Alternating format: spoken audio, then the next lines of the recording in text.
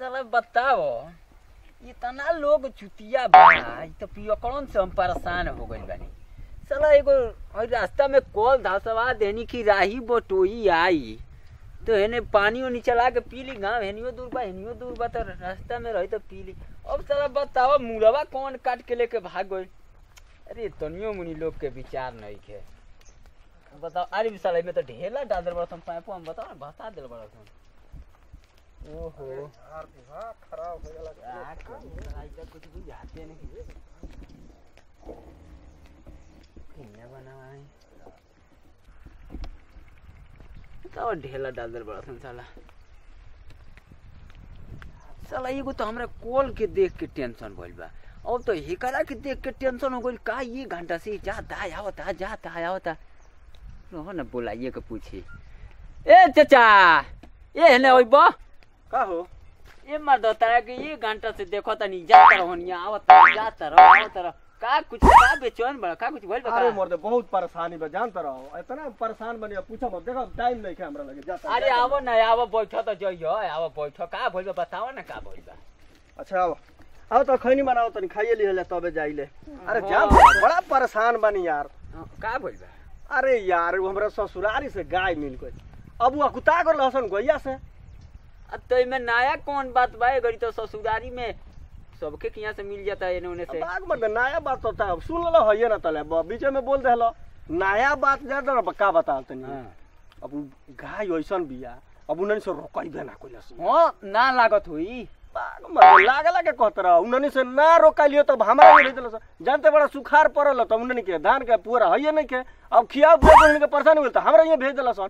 अब हमरा यहाँ आ गइल हमरा साला डबल परेशानी हो गइल बा। उ गाय भाई पूछपत बाबू उ गाय साला जो से आइल बिया तो यहाँ से हमारे घर मनो अब एकदम हमरा तो बेचैनी हो गइल बा। काहे तास बहेंगवा नहीं खे न बाग मर दे उ बात नहीं खे। हां साला एगो तो पहले ना बात बा येन कहतनी ऐसे में उगता के दे देलो ये सब बाग मर दे कुताइल बड़ा सा ऑटो में इतना दूध देतिया अच्छा कि पूछा मत। अब देखो नवल के 300 लीटर देत रहनी है अब कल से मना कर देले बड़ा कहत रहे कि बाबू अब एकरा से अधिक हमरा साकाने नहीं करता अब एक बेर 300 देता नहीं अब 300 लीटर अब खतरा अब साला दौड़त नहीं है ना कि कहां दी केकरा के लोग उठावनो नहीं खेले अब हम साला परेशान हो गइल बनी।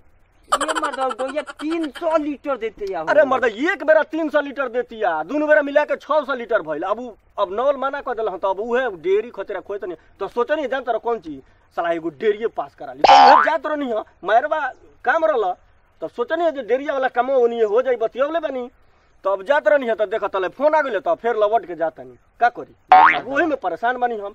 ये हमारा से कहलो कि हार्ट वाला पेशेंट से बतिया मत कह दिया भाई। क्या मतलब तेरा मजाक बुझाता का हो तेरा मजाक बुझाता। अभी देखो अभी रूम एगो बनवाओ 4 गो लेबर लगल बड़े दुआर पर एगो बड़का भूसौला घर बनवाओ तनी भूसा धरे खतरा ओकर बनो चोक करके तब पूछा मत 3 बोरा रोज आवता साला खा जाती है सुबह से शाम तक। ये मतलब पागल हमरा के नाम करबो कि पागल देखो तेरा मजाक बुझाता यही से नु कहनी कि देखो अब हमरा लगे टाइम नहीं हमरा के जाय दो अब बा मतलब बैठो ना हो कोई 300 लीटर दूध देतिया अनोल भाई के वो एक बेर अब मर्दवा 300 लीटर देतिया एक बेर। हां अब नौल भाई के डेयरी में सकाने नहीं खेबो अब 300 लीटर से अधिक लेबे ना करिहन दूगो केन में बाउंड कर लगे तब 300 लीटर से अधिक कहां से लिहन तब वो कहलन कि भाई अब 300 लीटर से हम अधिक ना ले जाए हमरा ले जाए में बड़ा परेशानी बा। अब देखो दूहे का तब पूछा मिल के दूहतर है अब मशीन किने खातिर अब सोचनी जब जाता नहीं तो एगो मशीन किन के लिए दूहे आला। हां अरे बाप भाई हमरा तो देखता नहीं हार्ट अटैक मत आ जाओ सुनो ना एगो हम यही से देखो यही से हम केहू से कहनी ना लोग बुझेला नु कि मजाक करता रहे मजाक ना हकीकत बात हो विश्वास रही तो नॉवल से जाके पूछियो ना वो तो परेशान हो गेल हन वो कहत रहे मर्दे तू कौन गाय लिया तो तारा के तो मर्दे ससुरारी वाला ऐसने धन दे देला सन जे तो लोग का कोई को डेरी अकेले चलाई ई साला कैसन गाय बिया नॉल भाई के डेयरी पर तो पूरा गांव के दूध ले लेता रहूं इनकर ये गाय बिया तो उनका सकाने नहीं खेवत डबल डेयरी के फेर में पड़ल बनन वो साला होइयो सकेला जानता चाचा। हां होइयो सकेला हां हो का सकेला एकदम हकीकत बात जानत रहो एगो हौ बेमारिया ना चल रहल हौ बहुत पहिले बा एगो बेमारिया बुखार वाला हां हां जोन हौ काट दसन तो हो जाओ ओहो डेंगू डेंगू हाँ, डेंगू बुखार चल रहा है खाली। बुखार ये खाली चल रहा है। दिल्ली से आई रहे। हाँ हाँ हाँ तो बुझल गोर रहनी हम दिल्ली कमाए। अच्छा दिल्ली गइल तू वही बेरा गइल का? हाँ वही बेरवा हम चल गनी। अच्छा बुझियो कि हमरा के मोछड़ जो काटलो तो हमरा डेंगू हो गइल। डेंगू हो गइल तारा? हाँ कौन कोनी बाजी के तो बाजी हमार कहन कि घरे जल्दी जल्दी भागल आवो। घरे भाग के होनी। हाँ उनमें डॉक्टर के बाजी हमार ले गेलो देखावे तो डॉक्टर कहल कि बकरी के दूध चाहिए। हाँ ठीक कहत रहो। कोई लोग हम ढेर लोग से सुने मन कि बनू डेंगू में बकरी के दूध पियावल जाला। हाँ हाँ तो ठीक कहत रहो। बाजी हमार कहल कि गइलन एक दू गांव में बकरी के दूध खोजलो ना मिलल। बुझल तो हाँ तो बकरी कमे नु बाड़ी सन कहाँ मिली? हाँ तो ओकरा बाद से घूमत घूमत पता करत करत गोइलन तो कहलन सारा दूध मिलते नहीं खे। हो ना हो तो ई कहाँ रोज रोज घूम के खोजी रहन एगो बकरिए किन लिया तनी। बकरिया में एगो किन लिए? हाँ बकरी गोइलन तो एगो किन के लिए खड़ा होने डरइलवा की और बाड़ी सन। हाँ तो ठीक है बात है बकरी आ गई तो अब दूध खात रह।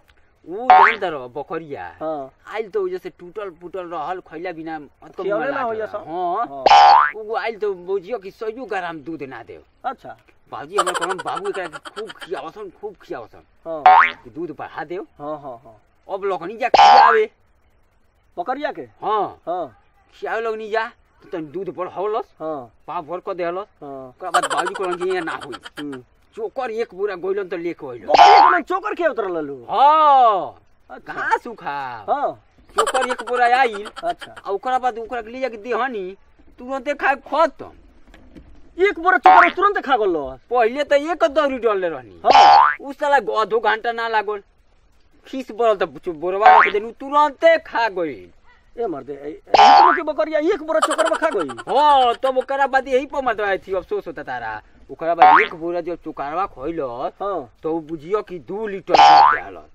माने एक बोरा चोकर खइले तो 2 लीटर दूध दे देला? हाँ ओकरा बाद बाजी को तो चोकर पर कमाल कर ले बिया फेन चोकर ले जा। हाँ लगातार चोकर दिया लागल इतना दूध बढ़ा देलस भाई चाचा बुझियो इतना दूध बढ़ा देलस हाँ कि बाप रे बाप डराम में दुभाव ओइमे ना आटो बाप रे बाप जानता रह एक बेरवा 25 लीटर दूध देव बकरिया हाँ ड्राम में दुहाए लागल? हाँ अब उहे दूध पियोनी हमर डेंगू ठीक भइल। मानु बकरिया 25 लीटर दूध देत रहे। हाँ चोकरवा खाव तो ओकरा रुका उ कहाँ रखी उतना चोकरवा? आ 3 बोरा चोकर रोज खा जा?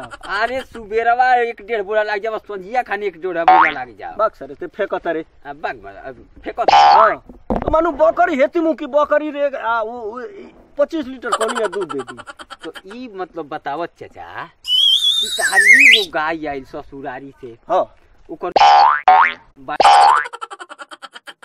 दूहे में 2-2-3-3 आदमी लाग जाता बाप रे नोल भाई के डेरी में सकाने नहीं तू दोसर डेरी के फेरा ए मर्दे त सच ही बात ह लेकिन हऊ बकरी का 25 लीटर दूध बात अब बाग तारा ये नहीं कन बुझात झूठो टाइम बर्बाद कर ले जाए दे हमरा के।